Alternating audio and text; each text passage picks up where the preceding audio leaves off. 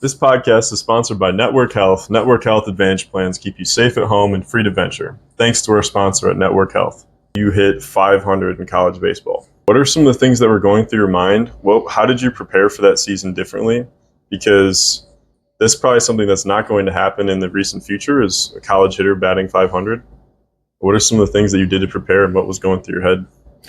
Well, the year that before I did that, there was a guy named Krueger Cook who was a senior. I was a first-year freshman, and he batted 500. And I saw him do that, and he just had so many barrels. He was just like, every time he got up to the plate, he was barreling up and just hit the ball hard all the time, a lot of line drives. So I saw someone else do that, so I knew I could do it. I saw, I really felt like he was kind of like, I don't know, he kind of led the way, Mm-hmm. So that, what did he do? He hit a lot extra. He spent a lot of time in the cages. So that next year, I really just spent my entire time preparing for what I wanted to do, which was hit more line drives, be a little bit more explosive at the plate, get a couple extra base hits. I really didn't set out to break his record of 500, which was a record. Mm-hmm. I really set out just to have more barrels and hit the ball hard. So I prepared really well, and I saw someone else do it, so I knew it would be possible. But I didn't think that would happen. Yeah. You know what that reminds me of, though? If you know who Roger Bannister is, mm-hmm. He's the first man to ever run a sub 4-minute mile. Yeah. It was previously thought that was impossible, like physically mm-hmm. impossible. But right after he did that, a bunch of other people started doing it. Right. It reminds me of that because psychologically, there's got to be something to that. Seeing someone do something and believing it's possible because you've seen it happen, mm-hmm. that's really powerful. And there's studies too about how in families, usually the younger sibling tends to have a little bit of an advantage athletically. Really? But, yeah, because they see the older siblings do it. And also, secondly, they're usually smaller and they have to compete when they practice with the older siblings, so they have to work harder. Oh, I thought you were going a different direction with that. I was going to say I was absolutely the worst athlete of my family. So, Well, I'm sure that, I don't know, you were a pretty good athlete, Dad. But it just kind of reminded me of that. I thought that was kind of interesting. Yeah. So were there any specific training techniques, though, you used that were different? Yeah, I really had a difficult time with inside pitches my freshman year. So I spent a lot of time on the inside pitch, and I did what I call exaggeration swings. I would put the ball super high, super inside, super uptight, so I would be forced to drive it. And I wasn't just trying to yank it without thought process. I was really trying to hit it into the gap. And actually, I had several swings that I caught the ball at front on the inside half and had a lot of good shots that were, extra base hits that I didn't have the year before because I was really prepared working on that all winter. So you were not trying to pull inside pitches. You were trying to just get your barrel to the inside. Yeah, but I was doing that against extreme measures. So I was really inside, really high, mm-hmm. but still trying to stay in the gap, And that's crazy. Yeah. I just made a bunch of videos about that on our page. Oh, really? About how you don't have to always pull an inside pitch. Yeah. And it also sometimes can be good for your swing. Yeah. Because if we just get really pull happy, what can happen? Yeah. Guys, they start going around it. Yeah. They start top spinning the ball. Well, the other thing too is my bread and butter was the middle out, and so I was doing just as much time as I normally did over there, but I just spent a little more time. I didn't want to have a weakness. I didn't want people to be able to beat me. Yeah. And I think that preparation got me ready for what I was going to do that year too. Did you face a lot of cutters? Did you struggle with? Yes, not really. I did face a lot, but I faced a lot of people who would, honestly, they would really just kind of start me off outside, and so I would just try to hit the first pitch every time. Maybe that was before scouting reports and stuff, Well, I can tell you, I can't take a lot of credit for it too, because I just felt like I was getting a lot of pitches to hit. Everything seemed really big to me. Every ball that came in, I saw it well. I got a lot of pitches middle out. I prepared for that inside pitch, and people started figuring me out after a while. And so then they would come inside and I was ready for it. But I just really never shied away from hitting a first pitch if it had a good part of the plate and I could drive it. So be aggressive. Don't be afraid to hit the inside part of the ball. Stay through the middle of the field. Work the gaps. Yeah. That's kind of the big thing. Yeah, and I think I think there's so many people who kind of like, there's two extremes. Some people are like, hey, take the first pitch, look for a pitch that you really can drive, but make sure it's your pitch.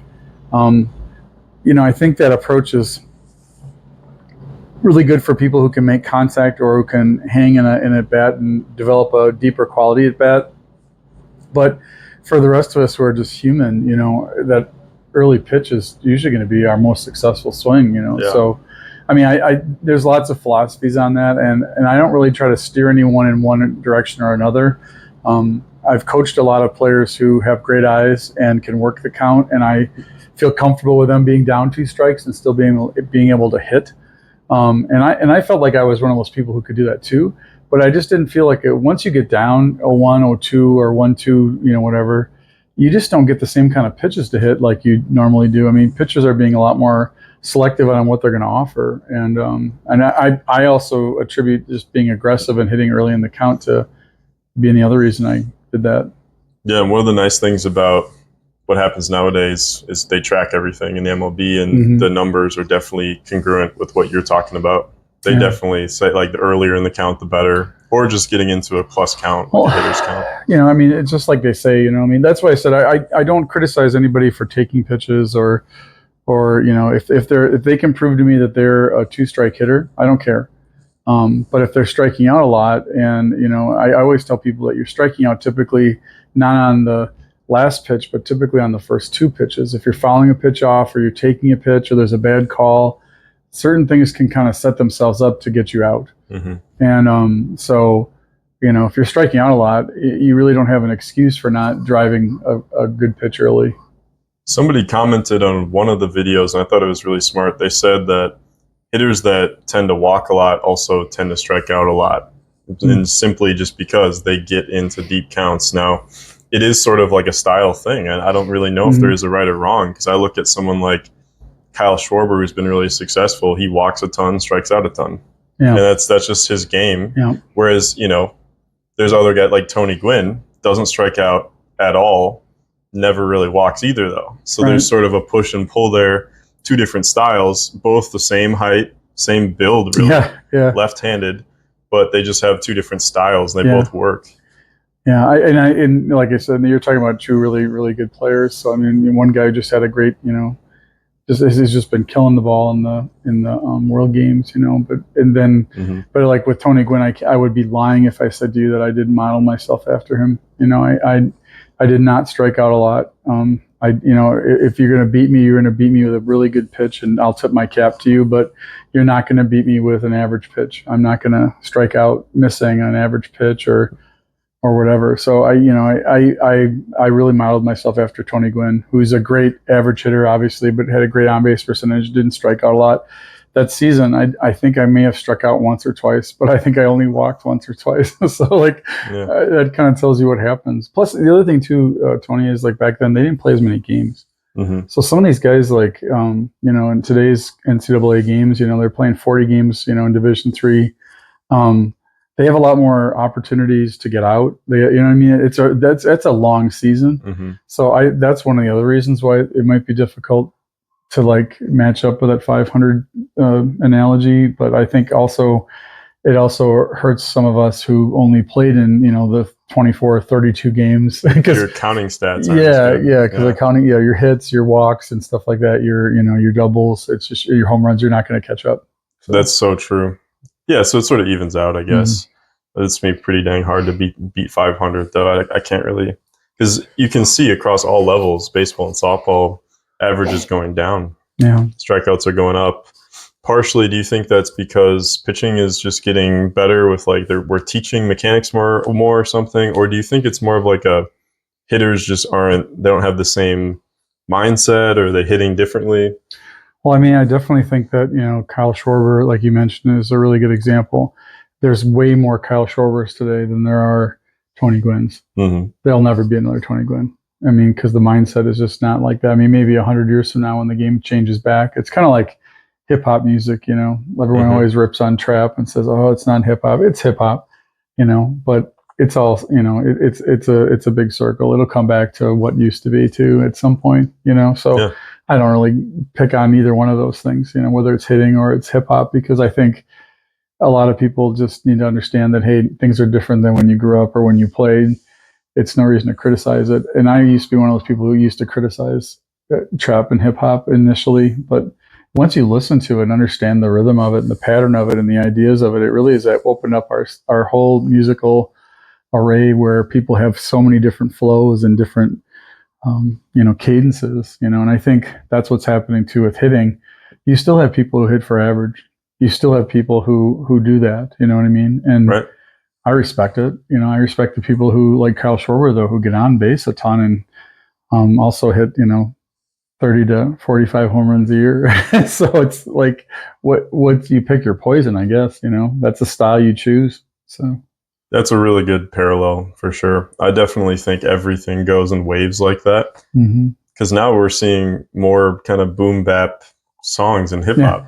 Yeah. Well, the comebacks of, people like Talib Kweli and, the other guy, that Kwame, who honestly had just an incredible album that came out last year. And his whole thing was, hey, I'm just going to do it like I used to do it. And he did, and it's really good and people love it, so, that's the thing. I don't know. I really think of that. But one thing I was also going to say about like things coming around like that too, like, so Ty Cobb, obviously, just an amazing hitter, a hard-nosed player, all those kind of things. You and I were watching a documentary the other day about Pete Rose, and just watching the similarities of those people. I mean, first of all, very volatile people. I mean, hard to get along with when they're competing, that kind of thing.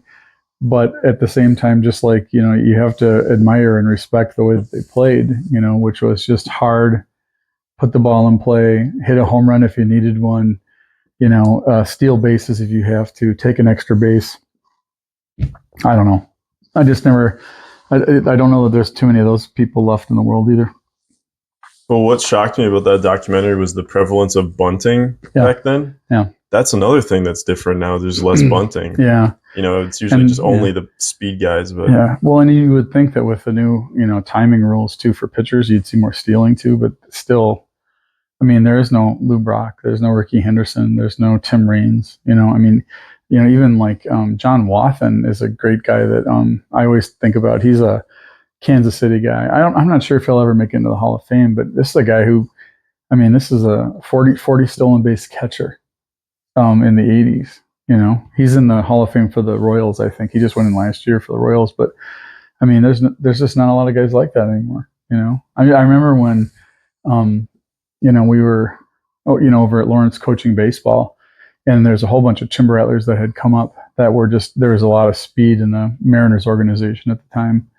And, those guys are literally just like stealing 48 bases a year and stuff like that. And I thought, man, it's a resurgence, and it just never really came about, it was in the minor leagues, but not in the major leagues, which kind of drives you nuts, because you sit there and say to yourself, watching some of those games when we played the Dominican Republic the other day, there was, I don't know, 3 or 4 guys home to first as fast as anybody in the world playing for the Dominican Republic.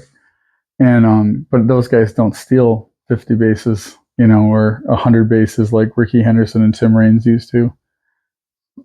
So it's a totally different game. I wish the blank game was a little bit more, you would think, used. Because people, especially with the way people like move and with the shifts, limited shifts and limited shifts and all that kind of stuff, you'd think that people would just take advantage of that. I remember Schwarber did a couple times when he was first playing for Chicago, and then again for Philadelphia now. But I just always wished, more people would take advantage of that.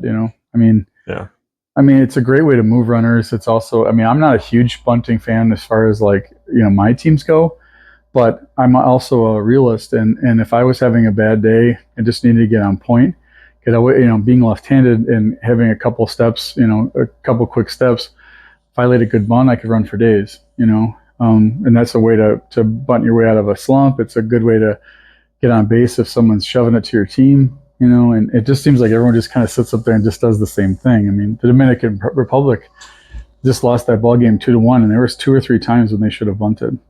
But you're also one-run ball game. Well, you're also talking about their coach is definitely not a guy who was going to go up there and lay down a bunt. Albert Pujols is not going to go up and lay down a bunt. Yeah, amazing hitter. Mm-hmm.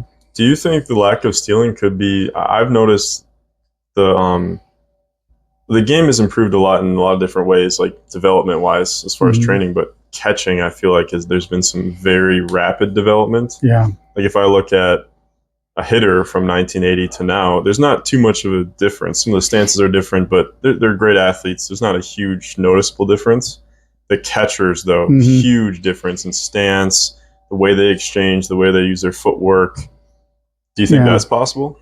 Yeah, I do. I think there's a lot more defensive specialist catchers nowadays. Yeah. You know what I mean? Where they're not like offensive people, which is why you have to like really give it to like, players like Benito Santiago and Tony Pena and Gary Carter, Johnny Bench, Carlton Fisk, all these guys that lived in this era where, to be a catcher back in those days, you had to be a great hitter and a great defensive player. Johnny Bench like set the standard for like almost a decade where, that's when you had your Gary Carters and your Benito Santiagos, and Benito Santiago probably was a little bit better defensive than so was Tony Pena. But those guys could still hit, though. You know what I mean? Tony Pena wasn't the best hitter, but he was very clutch. He was very similar to Ozzie Smith in the fact that, he just got it done a lot, But nobody ran on Tony Pena, and nobody ran on Benito Santiago. He had a cannon, And you watched some of those video of Johnny Bench.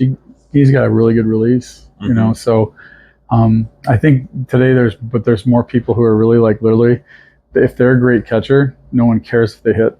Yeah. And those guys are just shut down catchers too, Yeah. And plus the other thing is just like knowledge of the game. Back in the day, you just try to like get rid of it as fast as you can. Just like pitchers try to throw it as hard as they possibly could, even though if they didn't understand mechanics necessarily. And so like you think about this, some of those guys, were naturally talented or whatever, but like just the simple baseball, softball IQ of throwing the ball on the play side. Yadier Molina is a great example of that. Not the fastest release, but just always had the ball right where it needed to be at the right time. I think some of those advances in catching, that stops people from running. Right. I want to circle back to the shift as well, because I dealt with it a lot. My senior year was actually the year they took the shift away for the first time. And so now players will still shift now, but they're not allowed to go. The shortstop's not allowed to go past second base if you're a lefty, or second baseman and vice versa. So that obviously makes it easier. I've always kind of felt like the shift was kind of unfair, because if you throw an inside pitch, let's say I'm a left-handed hitter, you throw it inside to me, and you have three players on the right side of the field, on the infield, what am I supposed to do? I either ground out or hit a home run, essentially, and those are the only options you have. You can sort of hit a jam shot to left, but it's like, I don't know if that's really fair, Yeah, well, it's, for lack of a better metaphor, I guess, terminology, it's almost like, wolves chasing after a deer, they all push it to a direction and corner it and get it, you know what I mean? And it just feels like, I'm not a big fan of it, so, but at the same time, like, as long as rules aren't in place, anyone can do anything, and I think, that does make for a little less exciting game, especially if the hitters just give into that, just try to muscle up, Yeah, because obviously the easy thing to say is, well, just hit it oppo, just bunt. Well, they're jamming you inside. The whole point of this shift is like you said, they're forcing you to do it. Yeah. So that's why, and everyone's complaining about how there's just three outcomes in baseball now. It's either a home run, a strikeout, or a walk. Well, the shift may be part of that. I think we'll start to see less of that now. For me personally, my junior year, there was the shift, and they shifted on me every single time, and I struggled. I had a lot of lineouts, a lot of hard ground outs. And then my senior year, my average jumped up 70 points. Now, obviously, you were working with me. We fixed the swing a little bit, changed the mindset, and I improved. But also, I think part of the reason I hit better is because there wasn't a shift. So I was just able to get more base hits in the hole, Well, and here's the thing: over the course of a season, or the course of two seasons, like you're describing, or the course of a career, all those times when a pitcher misses a spot, makes a mistake, where there's a shift on and someone's out of position, at the right time with the right set of conditions, it could be a hit, it could be something, you know what I mean? Yeah. Over a course of 2 years, I mean, that's a lot of information and a lot of data. So I don't know, like over the course of a career, if someone's getting pitched, inside all the time, certain things are going to happen. Right. So, but like I said, if like some of the pitchers don't have command and they're going to be throwing the ball here or there, over time, it's going to, that stuff really sticks out. I think like that's what I was saying when you started this thing asking about the 508 season. It's really, truthfully, like I just feel like a lot of those guys, you just got hot. They just missed a lot of. They just gave me a lot of pitches to hit. And I just don't know that the next year. I mean, to try to explain this, I didn't work any less. I worked just as hard, maybe even harder. And I was actually in the weight room quite a bit more because our football. We had a new football coach, and so we were working really hard there too. So I was stronger, and like. I think I batted like 375. So it's like, it's just all like, whatever the variables are, where are they pitching you? How are they playing you? Where does the ball go? Do you get a couple bad calls against you? Those kinds of things. And, so there's so many variables. That's so true. Yeah. And yeah, just more sample size sometimes can just change it. I mean, because in Division I, like my senior year, I think we played 60 plus games. Yeah. So the first half of the year, I was only batting 250. Like I was struggling. I don't know if you remember that. But then the second half of the year, I mean, if I just took that second half of the year, that'd be a pretty dang good season. It was a huge difference. Maybe sometimes it's like that. And how does that affect travel ball players though? Because or in high school, you get even less at bats. So if you play a 25 game high school season. It's really just a matter of did you get hot or not? And I feel like some players will have a tough season and not realize that they're not even doing poorly. It's just the sample size isn't there yet. Well, I mean, but think of what you just said, because it's really smart what you just said, and all those things are right. And then you start thinking about things like weather. Yeah. Cold. We're obviously dealing with that today. We just had a complete blizzard. Oh my gosh. And so, I mean, for us to get outside, it's going to be weeks, until that all melts and stuff like that. But no kidding. What if you have really cold weather and you're, struggling because of I mean, it's like, you just don't feel comfortable at the plate because of it. Or what if you played more games at a certain park? You know what I mean? Like, Like, so for you, that 1 year, I think you guys, you played, X amount of home games. You played X amount of games at Delaware State. You played X amount of games at Georgetown, X amount of games at Maine, whatever it is. Those things change too. I know that, like, when you look at, I think you guys played at UConn that year too, and then that was a totally different field. Bigger field too. That was a big field. Yeah. So it's like, you think about some of that stuff, all those variables play into it too, because, just the way it is. I mean, if you play in Charleston, 12 games. It's really nice weather. It's warm. It's, Yeah. So, I mean, That's crazy you bring that up, though, because I had a fly out at UConn that I was like, that would have been gone at our home field. Yeah. You were right on with that. That's crazy. Yep. All right. Well, I got some interesting questions, too, that I can ask you, because I was talking to ChatGPT about some things that we should talk about in this podcast, and it thinks that we need to lean into the father-son dynamic more. Okay. So we're gonna. Well, and it knows exactly what. So basically, one of the questions is, what was one of the worst swings or swing patterns or things that I did in my swing when I was a kid that you were just like, holy cow, we need to fix this? Well, I think what happened was, I mean, unfortunate for you and for a lot of people who played under me. I was same as today. We utilize a lot of exit velocity, to test where your swing is at. And I remember between your 12-year-old and 13-year-old year, you really, you got so much faster. You got a lot more power for a smaller person. And one of the worst things that could have ever happened to you is you hit a home run against a really good team. And all of a sudden I felt like you were trying to do that more. You know what I mean? And I mean, not in a negative way. I mean, you caught a good fastball, but not everybody we were facing, was throwing as hard as some of those kids Right. that you faced that day. And so you started getting a little pull happy. And your bread and butter for the longest time had been the opposite field gap and hitting the ball hard over the shortstop's head. So, I think it's really important for everyone to realize, you should work really hard on developing bat speed and getting good hip drive and being able to drive the ball harder, because the harder you hit it, the better chance you have of getting on. We all know that, okay? But at the same time, it doesn't mean that it turns into where we shift the entire field of play or we hit that way. And I don't think that you stayed there for very long. We worked really hard on it.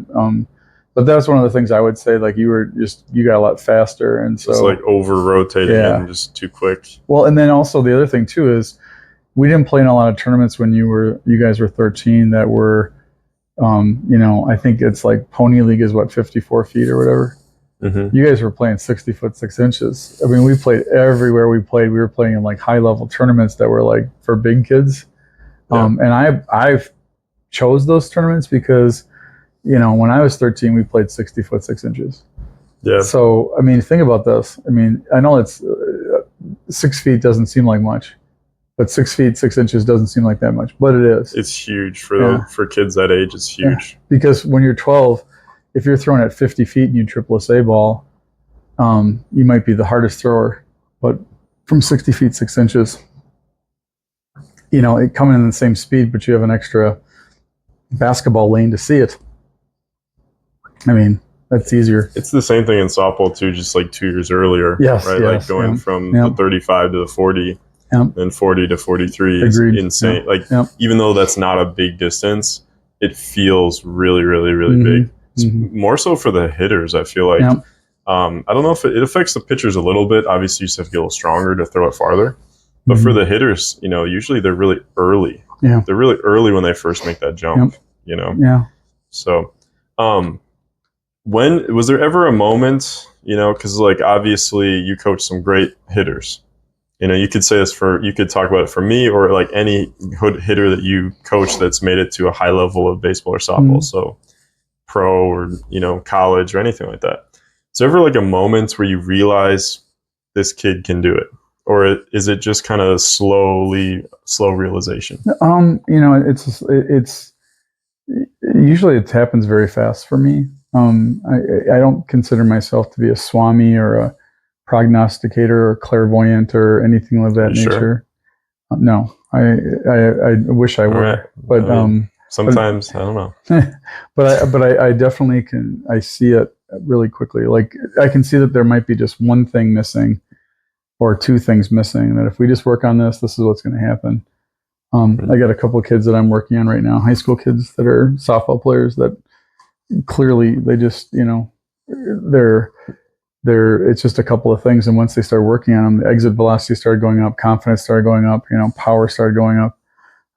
They're ready to go for their season, but it's just like really obvious. Then a couple of recruits seeing them and saying, okay, I know exactly what I want to work on in our fall practices. You're just based on what you see. And so, I mean, it's insane. Like, like there's sometimes when you say, oh, everything looks right, but man, they're missing something.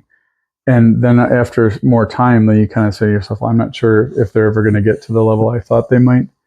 But typically it's a, higher percentage where I see it and I'm like, yes, I know exactly what they're going to do. So it's one of those things you just have to see it kind of thing. Is there any like personality things though, where if you talk to a kid and you're like, man, there's something about this kid that's different? Yeah. I mean, and that all plays into all of our recruiting plans and stuff like that too. But I think we're kind of drawn to people that, if you have certain attributes that you're looking for, just gritty or hard-nosed or all that kind of stuff, or hustle or whatever, I mean, I think that's playing into it too. Yeah. What's one thing that kids or parents don't listen to you on that you really feel adamant that they should, like with hitting? Well, I think some hitters think that they're a two-strike hitter and they're clearly not, you know, and they still take a fastball right down the middle. And you're just like, okay, why did you do that? It's painful to watch. Yeah. Well, and I've had some really good hitters that had problems with that. And I said to them, hey, what I want you to do is this next at bat, I want you to go up there and hunt more, hunt the first pitch. A lot of times coaches or parents who coach, they will tell kids, and this happens more in softball. I'm just going to, it's not, this is not a battle of the sexes or battle of the genders. It's just the way it goes. But there's more of this happening where you're going to find more coaches and parents saying, take the first pitch. Mm-hmm. And it's nuts. It's nuts. There's been 100 studies done on this, and you know it, and I know it. The data's there, right? We said, if you have enough sample size, you can figure out anything. Well, here's the deal. People that typically hit the first pitch bat 500, right, on the first pitch, right, and the people that don't, they're typically going to be, lower and lower and lower. I mean, the batting average drops almost like 300 points just from 0-0 to 0-1. Right. So why would you do that? I mean, and that's in both in softball and in baseball. And so, that's the one thing that drives me nuts. I wish people would listen to me more on that, because I don't know any pitcher who tries to get behind. I was about to bring that up. I don't know anyone that does. Yeah. You just think about it from a philosophical perspective. Mm-hmm. No pitcher wants to get behind. They're trying to get ahead. Mm-hmm. That is the name of the game. I'm trying to see if there's any research. Yeah, you're exactly right. I mean, there's 100 studies. Yeah, if you look at it, I looked it up like 3 months ago, because I was like making sure my numbers are still right. Because I initially had these numbers written down in a spreadsheet, and that's from like 20 years ago. Because like 25 years ago, maybe even more. I don't know. It's been a while, but I looked it up, and I was like, yeah, this is the study. This is whatever it is. This is back before the internet got super, super, super popular. It was just popular, right? So, but that's there. So obviously, 1-0, 2-0, 3-1 count hitters are going to do way better because they're way ahead. In 0-2, 1-2, 2-2, two-strike count, essentially, it's difficult.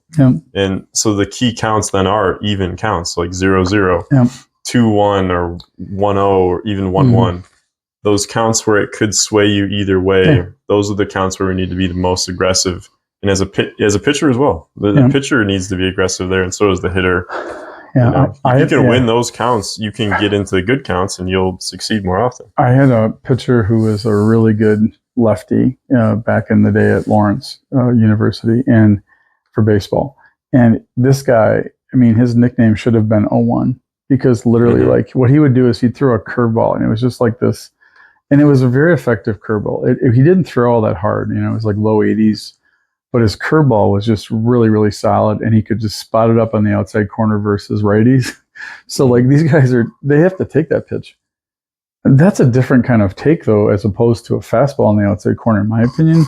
Like, if you're taking a fastball on the outside corner, which was a hittable ball, like, which has 80% of the plate, and you're taking a curveball that's probably going to get you out, those are two different things. We're not saying swing at every pitch and 0-0. We're saying hunt a fastball, hunt a good pitch to hit.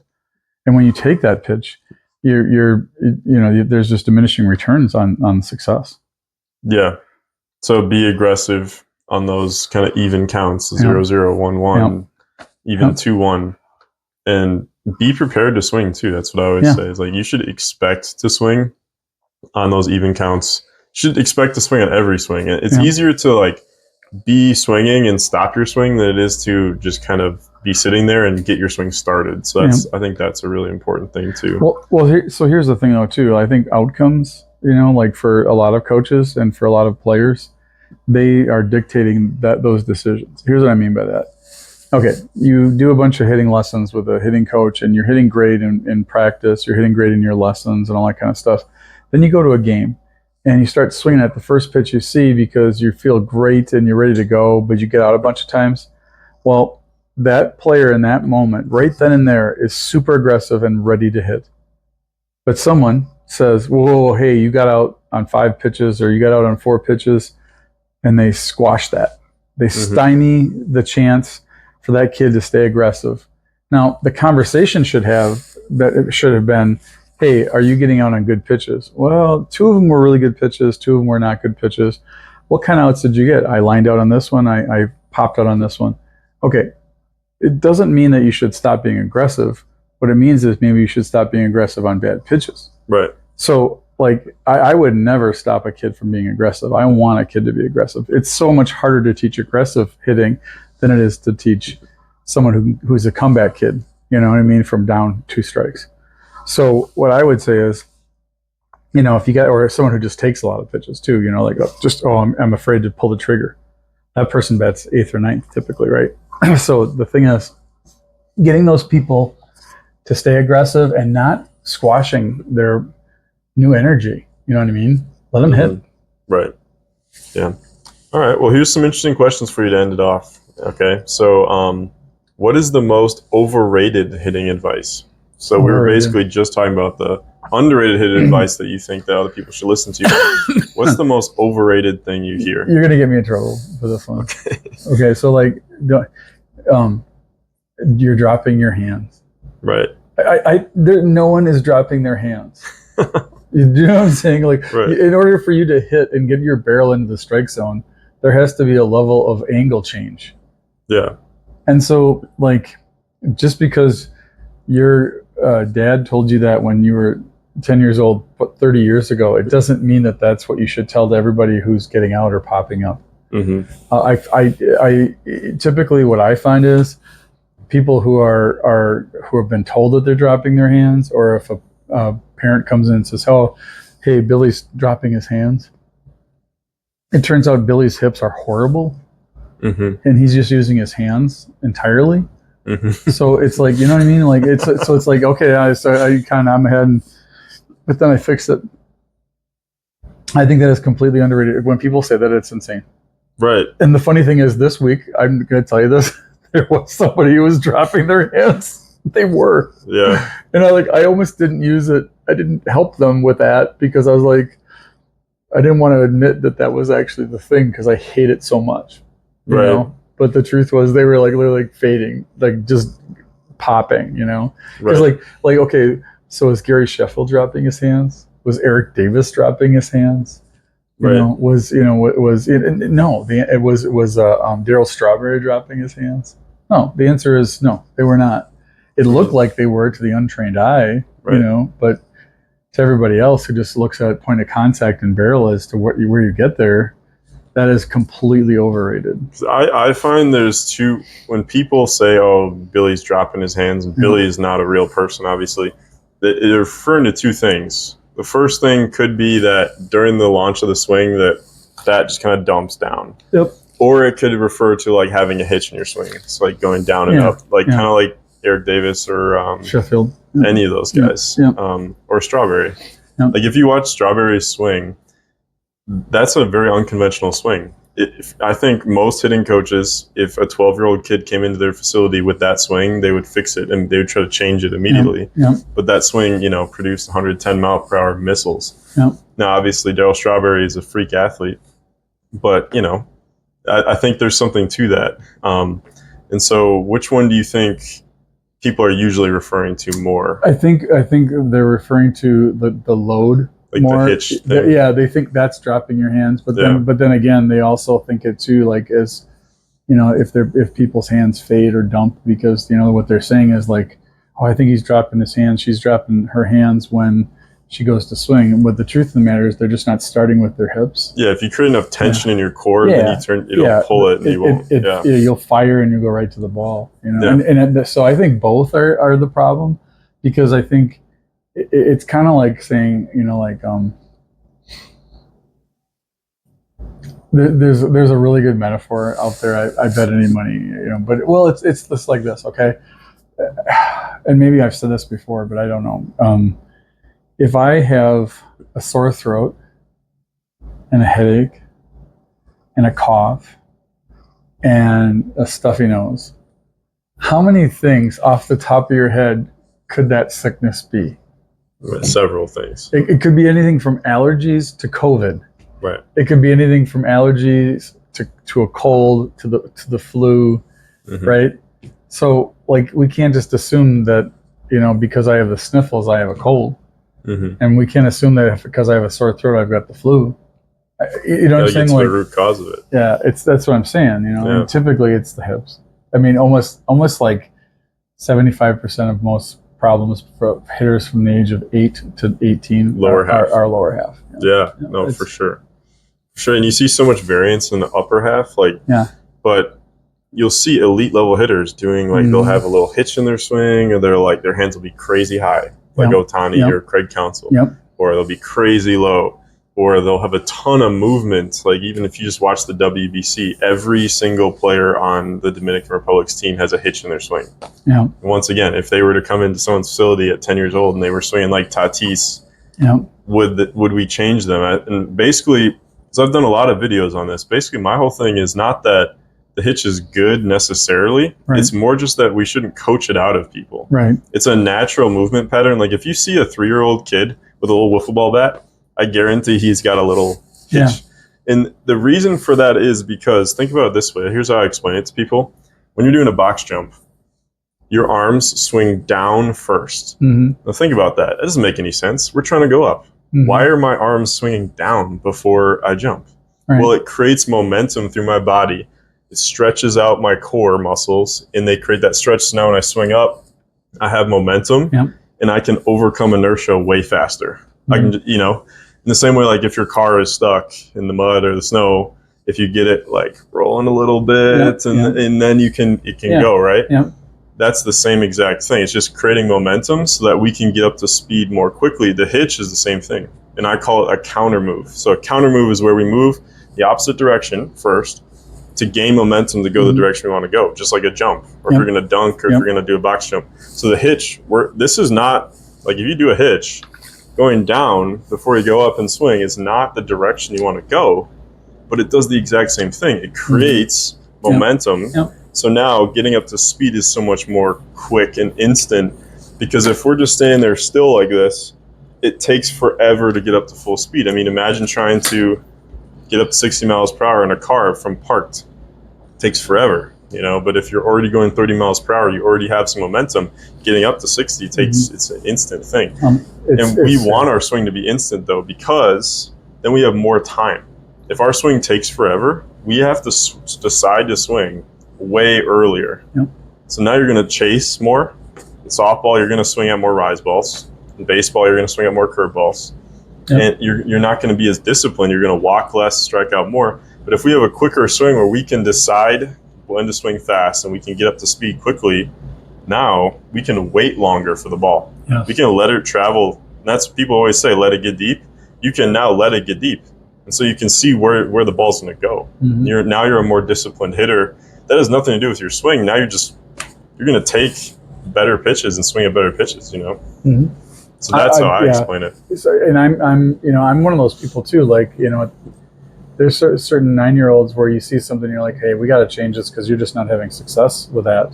Yeah. You see some 18-year-olds where you're like, hey, I see the same thing I saw in a 9-year-old today, but the problem is you're 18 years old and I don't know that I'm going to be able to change it and have you have a successful season because you just came in here a week ago and the season starts today, and so, there's different things too there, I mean, just trying to give the best advice so people have success, I think is really important. And I think that's the one thing that really gets me is just like the drop in their hands or, because I don't, and I can't tell you how many kids come in and they speak a different language, Tony. Like I will literally say this, like they speak this language, like whenever someone makes a bad swing, you hear it come out like, it sounds kind of like that old guy from that old movie or commercial or whatever it was where he's like, great googly moogly. It's what it sounds like. I don't even know what they're saying, but they're saying something about dropping their hand.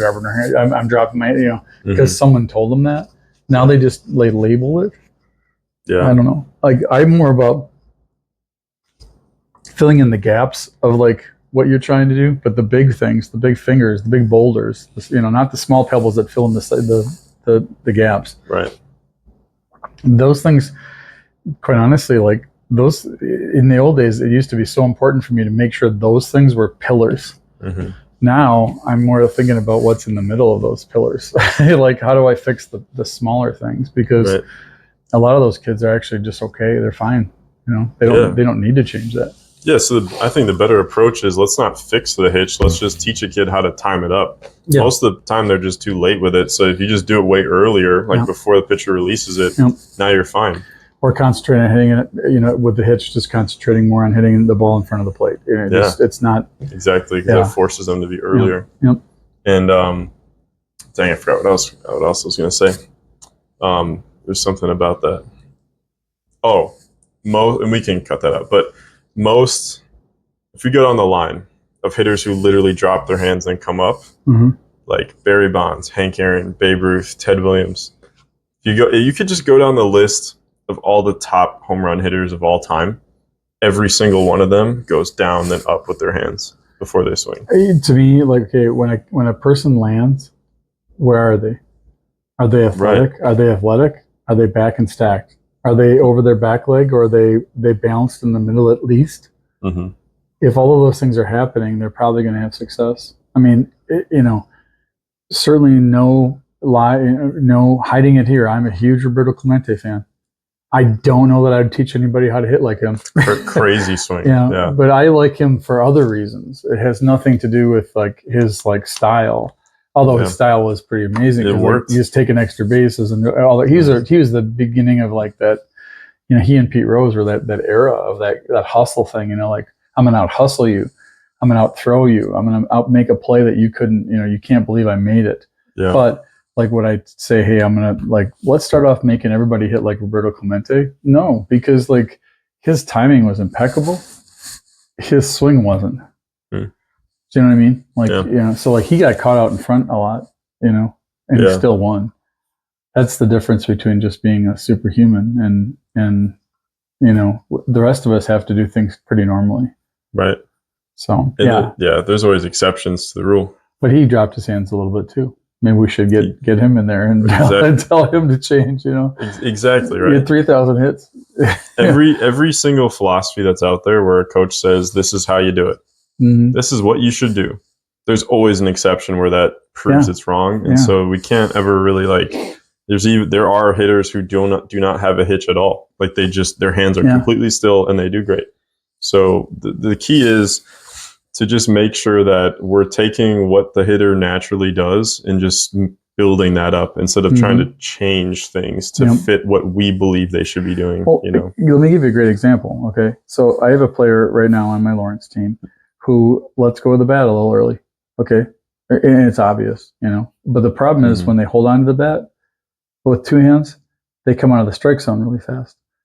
By testing, I found that they're 75, 77 exit velo when they let go. Yeah. And when they don't and come out, they're like 68, 69, somewhere around there. Yeah. You're literally talking about almost a 9-10 mile an hour exit velocity difference just because, one, they're doing something that feels comfortable to them and they keep the bat going forward. The barrel head goes forward, which, I mean, as anyone knows, I mean, you don't have to be Isaac Newton or Copernicus to understand that you're going to hit the ball harder if your barrel keeps going forward. Yeah. So what do I do? Because quite honestly, I'm compromising, but the thing is, when they do it that way, they get more hits. They have more line drives and batting practice. So I don't want to change them. I think that it's ingrained in them right now. So I'm going to let them do it. And in one point there was, I mean, I don't know how many people there were, probably like 50 of them, like in the major leagues that were doing that at one point, like Frank Thomas and all those guys. Like it was rampant, like through the late 90s to the early 2000s. Everyone was one-handed hitting, so as long as you make good contact, and you've got good control of your barrel and you're strong as you make contact, does it matter what happens afterwards? Not really, as long as it goes forward. That's why we like to experiment too. Like when we do our camps, sometimes we'll like just tell kids, all right, try an open stance now. Yeah. Try a closed stance. Yeah. Try hitting on the other side of the plate. Try hit left-handed. Yeah, like because a lot of times these kids have just never been exposed to these concepts, and sometimes they find that it actually works all the time. It happens in our winter camp all the time, where our kid will be like, "Man, I didn't know I could hit with an open stance. This really works." I can't tell you the number of friends that I had that were colleagues who I felt were tremendous coaches, and who were formidable coaches, coach against you, but they were so unwilling to change, and they're dinosaurs now, because you need to be able to adapt. You need to be able to, because now there's more, and especially in regionally, in Wisconsin, there's a lot more people teaching. There's a lot more people like doing lessons, a lot more people doing camps, all these different things. Well, we all don't have all the answers. You know what I mean? I certainly don't. I'm humble enough to say I'm still learning every day. So what I taught you 25 years ago, I don't teach you today necessarily. And some of the things I taught you 25 years ago, I still teach. Mm-hmm. So the thing is, like, we need to understand that, you know, hitting is like, honestly, like probably the most like organic and life-filled thing. It's got rhythm. It's got a heartbeat. It has, you know what I mean? It has success and consequence. It has so many things that are like life balance, and it's like the way we teach is so much more holistic than it used to be. Like, oh yeah, I mean, especially the mental side. I don't even know how people, you know, didn't do that sooner. You know, I mean, I know Ted Williams talked a lot about like confidence and like all that kind of stuff, and Tony Gwynn too. You know, but I mean, not at the level that we do today. You know, because it's really, that's what it's about too. It's like, okay, think about this. I think you mentioned this to me too. Like, how much of a swing is confidence? How much of a swing is comfortability? It's probably like, if you feel comfortable and confident, I don't care if you let go of the bat early and you hit the ball, like, right? Right. But does it matter? No, it doesn't. It's kind of the main thing. Does it even matter if you drop your hands? Truly drop your hands? No. You know, like, I don't know. There's so many, you know, like, I think back to like some of those guys like back in the day, like with just crazy stances. Like, you know, some of those guys that played for, you know, like Jesse Barfield and those guys who played like, you know, the Blue Jays and stuff like that. They always seemed like they were so like international to me because they're in Toronto and stuff like this. And I was just like, oh man, these guys, they get crazy swings, and it's always fun to imitate them, you know. But like, think of someone like even like Cecil Cooper, you know, like he'd go up there and he'd spin his bat like 40 times, you know, and then get ready. Or Rod Carew, there's like whatever he used to do. I have no clue what that is. Right. Why did they do that? You know, confidence, comfortability, weird stuff that we can't even teach. You got to develop that yourself, you know. That's why I think it's so important that players feel free to just experiment. That's why it's so dangerous, though, to say everybody's got to do this. Yeah. You can't drop your hands. You can't, you know. Well, getting back, if you want to make it full circle, how is that any different than saying you got to take the first pitch? Exactly. Same thing. Exactly. Because as long as we can experiment and have fun too and just play around with it, you can figure out a lot, because everybody's different. I mean, there's so many different things. Like, one of the first things I look at when a hitter comes into the cage is how long are their arms. If they have long arms, then I know they should stand further off the plate.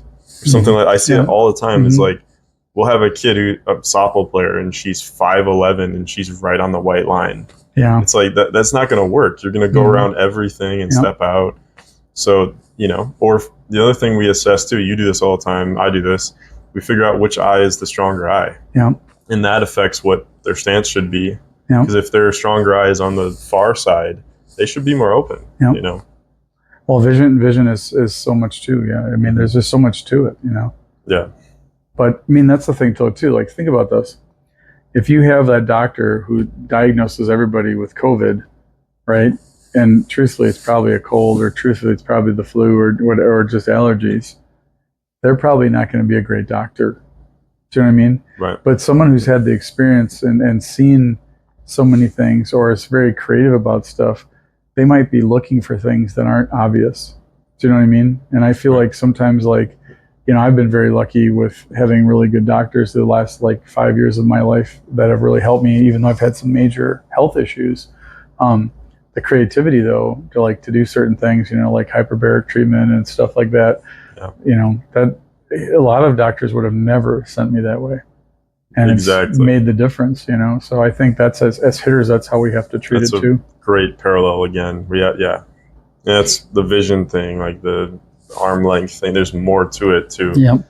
You can look at like foot size too. Sometimes that's going to tell how well they're going to be able to stay on their back leg. Yep. If you have big feet, it's easier to balance. Well, you know. So I know you have like an agenda here in these questions, but I'm going to ask you a question if it's okay. Yeah. So many kids come to us and say this question. I mean, how many times do you get this question? You know, we're going to stop by over there at Plate Against Sports or Shields or Dick's, and we're going to get a bat. Or I'm going to go online, I'm going to get a bat. And you're like, what one should I get? What one should I get? I cannot answer that. I mean, I tell everybody who asks me that, I tell them this story. I was pretty good about picking bats for you when you were younger, Mm-hmm. and you kind of fell into this thing where you felt good with the DeMarinis for a long time, and so like you lived in the DeMarini world, like you were the CF king, I think you had some nice ones, There's one like the CF7. I remember when you got that was a big deal, it was like you just really hit the ball well with that. I was like, man, we picked the right bat. I remember thinking that, like as a dad, I wasn't thinking like a coach, I was thinking like a dad, But one year I got Lydia the new Meta, and I was like, oh, she's gonna love this. It was like the new expensive cool bat, and she literally puts it in her hands and just goes, she threw up on it practically, it was just not for her. So I always say, like, listen, don't do that to me, don't do it to me, because I was wrong with her. I got right a couple times with you, but the truth of the matter is, you have to go put it in your hands. Yeah, feel it. If it feels good, it's got good pop,